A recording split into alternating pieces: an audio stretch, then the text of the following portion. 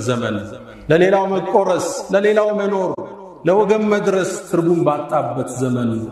ያን ትውልድ እንደ ሞዴል ማንሳት ግድ የሚልብን ወቅት ነው። የነቢዩ አለይሂ ሰላቱ ወሰላም ባልደረቦች አላህ ኮትኩቷቸው ወደድኳቸው ያላቸው والسابقون الأولون من المهاجرين والأنصار والذين اتبعوهم بإحسان رضي الله عنهم ወድጃቸው አለው ያላቸውን ትውልድ አስተምሮቶቻቸው ዘግነን በትንሹ ማውጋት የዚህ ትውልድ ኃላፊነት ነው። ሰሃቦቹ